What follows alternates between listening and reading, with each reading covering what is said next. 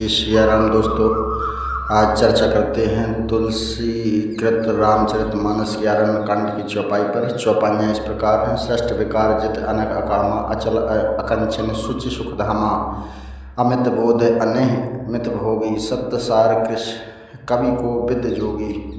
तो इसका भावार्थ समझते हैं। जिन्होंने श्रेष्ठ विकारों को जीत लिया वो परमात्मा की सानिध्य हो जाता है। लोभ मोह मद और मत्सर को जीत लेता है। वो पापों से रहित हो जाता है, सर्वथा निष्पाप हो जाता है। जो निष्काम है, जिनकी कोई सांसारिक इच्छा कामना नहीं है, अडिग है, जिन्हें अपने स्वरूप से विचलित नहीं किया जा सकता, जिनके पास कुछ नहीं है अर्थात वो बाहरी संग्रह से दूर रहते हैं, तथा जो परम विनम्रता की मूर्ति होते हैं, जो परम पवित्र हैं, जो समस्त सुखों के धाम हैं, जिनका ज्ञान असीम अनंत और अथाय है, जो चेष्टाहीन इच्छा रहित, जिन्होंने अपने लिए कुछ पाने की चेष्टा नहीं करनी पड़ती है, मर्यादा में रहकर भोग करने वाले, अथवा जो किसी आसक्ति के संसार का उपयोग करते हैं, जो परम सत्य के सार तत्व हैं, जो सर्वज्ञ हैं, सर्वद्रष्टा हैं और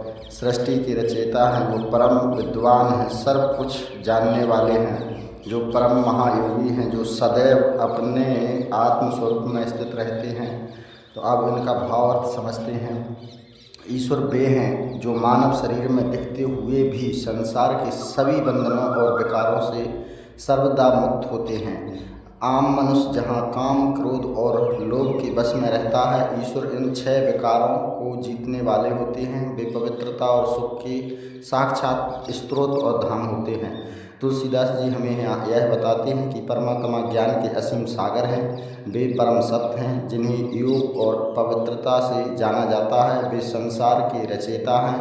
वे राजा के रूप में संसार के ऐश्वर्यों का उपयोग करते हुए भी अंदर से पूरी तरह विरक्त, निष्काम और योगी की भांति शांत रहते हैं। इस प्रकार शीतल शांत स्वभाव वाले मर्यादा पुरुषोत्तम श्री राम हैं, जिनकी हमें साधना, उपासना, चिंतन, ध्यान, भजन, अर्चना करना चाहिए। जय सिया राम। आज के लिए इतना ही, कल फिर।